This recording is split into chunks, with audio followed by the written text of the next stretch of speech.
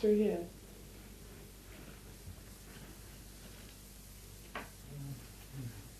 But actually, that shouldn't have happened anyway, should it?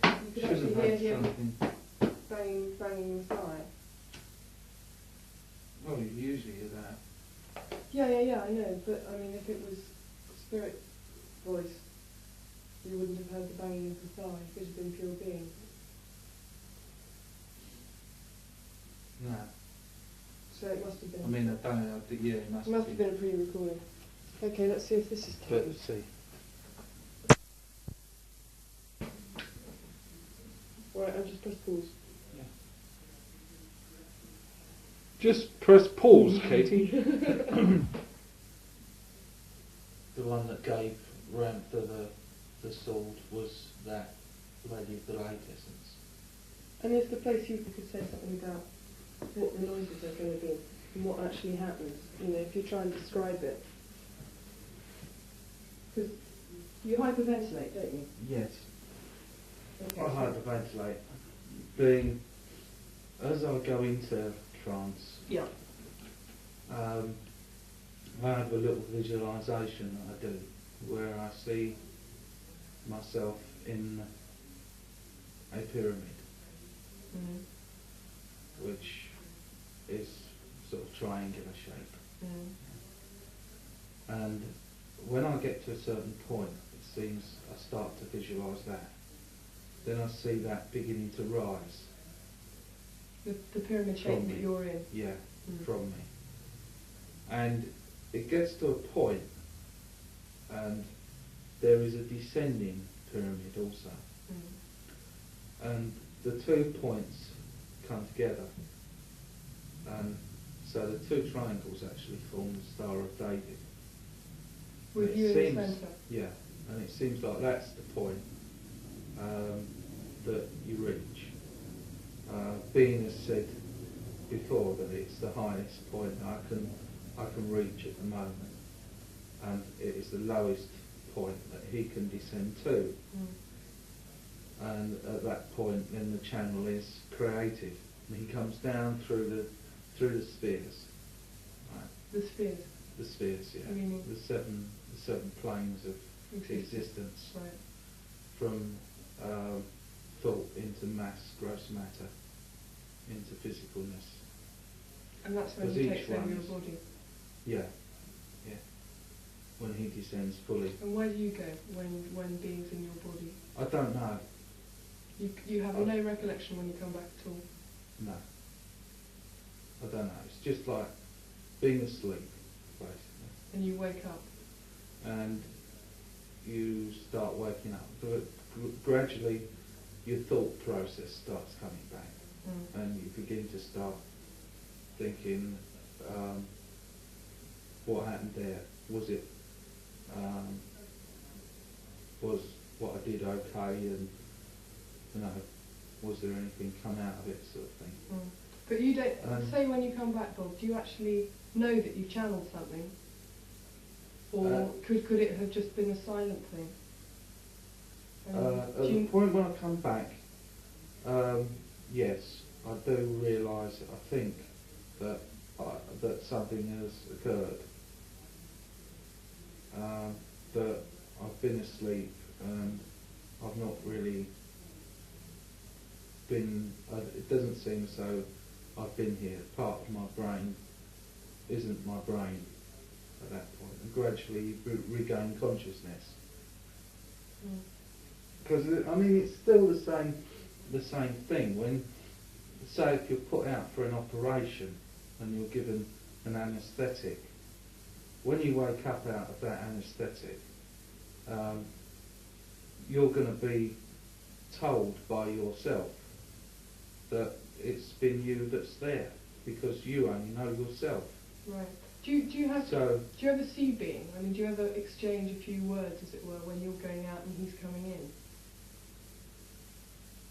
So you have actually, apart from that picture that spirit artist did for you. All I have of being is feelings. Feelings? What do you mean feelings? I can feel him. I feel his presence, and I feel his we're saying his when he hasn't got any his or her, any. Right, right. Well, let's go on to that in a minute. But Yeah. Well, you just kind of feel it. It's not something that's... you know what he feels like. Is it like sort of when you're excuse me, when you're in a room and someone you're close to walks in behind you and you know that someone's there? Is it that sort of feeling, that sort of recognition? Possibly. I'd put it more down to taste. Taste? To be honest, yeah. Taste in the sense It's of... getting into a vibration of something like that, where you could taste something, where you have your eyes closed and taste on your tongue something bitter and something very sweet. And although there's a lot of movement, there's this great inner peace that seems to be there when I come back into my body. And that is the taste of being, I'd say. The taste of being. Yeah. I'm not sure I can It's a understand bit that. like having a curry and 10 pints of lager. But when You know that satisfied feeling you have? well, I've never had 10 pints of lager before. Well, I know, you must not. Well, you know how you feel after a really good curry? Well, I think I know what you're getting at, right. It's just an inner contentment and an inner peace that's there. That is the taste that I get out of it. Okay. Astra is still on the telephone. Can you tell me about the first time that being came through? Yeah, the first time being came through, it was... I mean, you were trying Two friends. to give your body over, weren't you, and let someone use you. You were aware of someone trying to use you. Yeah, I'd just begun to start experiencing a trance state where I was having what they call guides come through. Who Lots of different people. Yeah, different personalities that Right. were coming through me. And For example? for example, someone called Aziz, who was an Arab, Yeah. who came through. And they all was sounded speaking. different, did they? Yeah. Have you got any tapes of that? No. No one made Didn't any? really take it at the time because it was so brief anyway. It seemed like it was only sort of spaces of say 5 minutes or 10 minutes. So you would go into trance and you would have several people all, while you were in trance, you would have several people coming through one after another? Some of them went like that, but others went where one particular person would be there. Uh-huh. That took me over. But it didn't. I did seem to rise up when I was first started, and it seemed like you could see yourself out of your body. You know, you had like a perception of yourself that you were looking down at yourself. So it's like you were sitting on the ceiling. Yeah. Similar to what people describe when they say they leave their body when they've been diagnosed as clinically dead or something. Near-to-death experience. Yeah. Right. Didn't that frighten you?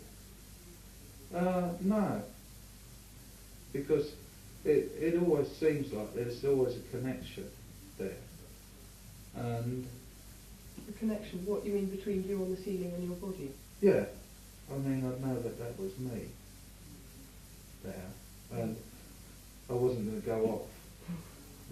And But leave then- your body? But then when the first time of being arrived, I did. It seemed like I went off altogether. And you weren't And even I in the room? I wasn't conscious. Because even though you could see yourself from the ceiling, your brain would be still working and there'd still be a part of yourself that when you came round afterwards you could say, well, there was perhaps a little bit of me there. Mm. You know. Mm. And it was only at the point when the first experience of being, where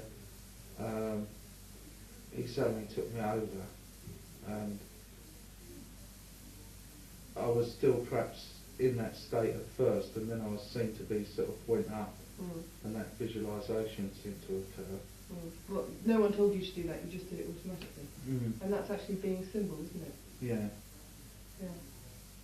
Because when Jerry drew that picture of how he perceived being to be,